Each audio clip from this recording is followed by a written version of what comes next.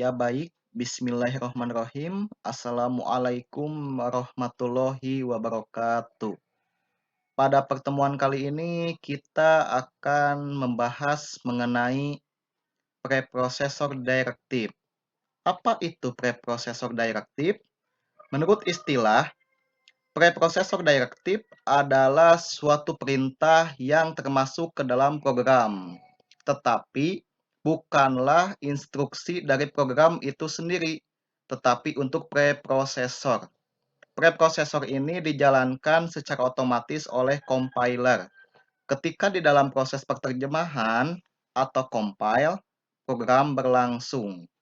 Di dalamnya membuat nilai pembuktian pertama dan menerjemahkan kode program di dalam kode objek. Di dalam penggunaan preprosesor direktif selalu dimulai dengan tanda hash atau tanda pagar ini. Jadi diingat-ingat, untuk preprosesor direktif ini selalu ada tanda hash di awalinya atau tanda pagar. Baik, kita langsung saja ke dalam program 11.1-nya. Ya, pada intinya preprosesor direktif ini adalah suatu operasi awal di dalam file C atau C++ sebelum dikirim ke dalam kompilator atau compiler. Nah, di dalam program 11 titik ini kita sudah tahu mana sih yang termasuk ke dalam preprosesor direktif. Pasti sudah terlihat. Saya pisahkan dulu. Kalau bawaan pasti nih, include ada studio.h, conio.h, dan iostream.h. Kalau di dalam Depsi di sini tidak perlu menggunakan .h, tetapi iostream saja. Dan diingat-ingat lagi untuk memakai using namespace std untuk di Depsi. Berbeda lagi dengan Borland. Nah, kembali lagi ke dalam pembahasan. Yang dimaksud dengan preprosesor direktif ini, ingat selalu ada hashtag atau tanda pagar. Di sini program 11.1 ini membahas tentang define. Apa itu define? Define itu adalah intinya adalah untuk mendefinisikan suatu nilai tertentu kepada suatu nama konstanta. Nah, ini contohnya. Hash define. Ini adalah pendefinisian suatu preprosesor direktif. Mana yang dimaksud dengan suatu nilai konstanta? Nilainya itu adalah ini. Nah, di sini contohnya adalah menghitung luas lingkaran. Dan mana yang dimaksud dengan nama konstanta? Yang dimaksud dengan nama konstanta itu adalah PI, PI-nya. Ini disebut dengan nama konstanta. Nah, apa kelebihan dari preprosesor direktif ini? Nah, preprosesor direktif ini membuat program menjadi lebih ringan atau tidak berat karena penyimpanan memori yang digunakan oleh program tidak banyak. Kenapa? Pada biasanya saya contohkan kalau tidak menggunakan preprosesor direktif, biasanya kalau menuliskan rumus lingkaran, misalnya ini dihapus dulu, pasti menggunakan variabel. Misalnya main, variabelnya apa? Misalkan double P sama dengan misalkan 3, sekian. Nah, perbedaannya preprosesor dengan variabel ini, jika menggunakan variabel dengan tipe data double ini, misalnya ini disimpan ke dalam memori. Sementara kalau preprosesor direktif ini, suatu instruksi program tidak dimasukkan ke dalam memori. Artinya, di dalam program preprosesor direktif ini tidak memerlukan penyimpanan memori. Jadi, preprocessor directive ini sudah didefinisikan sebelum di-compile. Jadi, lebih ringan untuk program yang kita buat.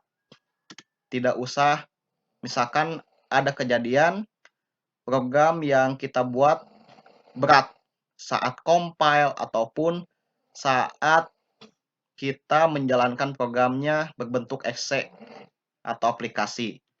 Dengan menggunakan preprocessor directive ini, bisa membuat ringan program yang kita buat. Kenapa? Karena preprocessor directive ini tidak menggunakan penyimpanan memori. Begitu. Nah, kembali lagi ke dalam kode program. Kita sudah tahu ya, di sini yang dimaksud dengan preprocessor directive ini diawali dengan hash atau tanda pagar. Dan tadi sudah saya jelaskan, define itu adalah untuk mendefinisikan suatu nilai tertentu kepada suatu nama konstanta. Ini nama konstantanya, ini nilai konstantanya. Sama saja seperti variabel atau penggunaan variabel. Kita lihat saja di sini. Di sini kita membuat program luas lingkaran, misalnya jari-jarinya di sini sudah ditentukan 5. Nah, tinggal ditulis saja ini rumusnya L dalam kurung 5. Kenapa? Ini diambilnya di sini nih. Di define L, N, P, N kali N. Ini rumusnya. Jadi, tidak perlu menulis rumus di dalam kode programnya. Nah, atau di dalam bungkusan main. Cukup dideklarasikan lebih awal. Nah, di sini diambilnya. Jadi, ini P-nya diambil dari sini. Dan untuk L dalam kurung 5, ambilnya dari sini.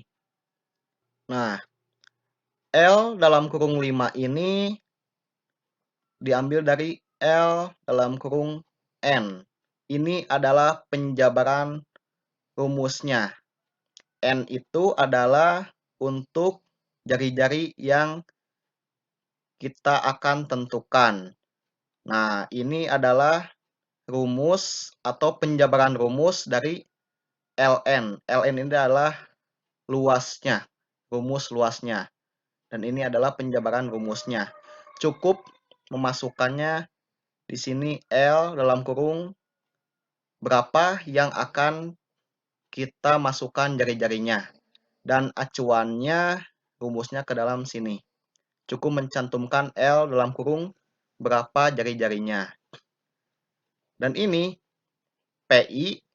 PI itu diambilnya dari sini dengan ketentuan nilai konstantanya adalah ini.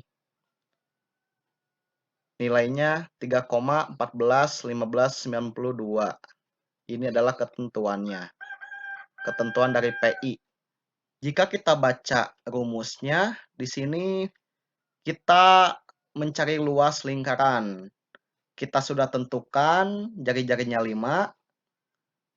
Nah, di sini Ln Pi kali N kali N. Jika kita baca, ini untuk luasnya, Pi dikali N kali N. N-nya sudah kita tentukan. N itu untuk jari-jari. Jari-jarinya adalah 5. Kalau yang pertama ini, berarti Pi dikali 5 dikali 5. Pi itu dari mana? Pi itu dari sini.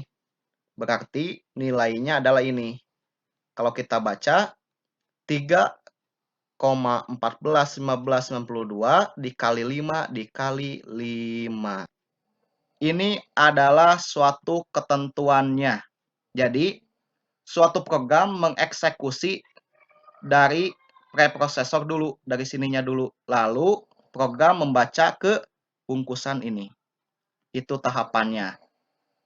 Lalu jari-jarinya 10 misalkan. Sama seperti tadi. Ini diambilnya dari sini. Lalu ini rumusnya Pi kali N kali N. diambilnya langsung dari sini. Jadi ini lebih menguntungkan karena tidak menggunakan penyimpanan memori untuk instruksi program itu sendiri. Begitu. Lebih simpel dan cukup ringan. Begitu. Kita coba untuk menjalankannya, cukup F11. Nah, itu. Sudah jari-jarinya 5, ini hasilnya. Dan jari-jarinya 10, hasilnya adalah ini. Dan ini diambil dari sini, L dalam kurung 5, karena kita akan mencari hasil dari jari-jarinya 5. Ini diambilnya dari sini, rumusnya, jadi tidak perlu dicantumkan di dalam bungkusan main. Dan ini juga sama, ambilnya di sini, tidak perlu dicantumkan di main. Ini simpel dan tidak memerlukan penyimpanan memori untuk preprosesor directive. Nah, cukup sekian untuk program 11.1 ini. Kita lanjutkan ke dalam program 11.2.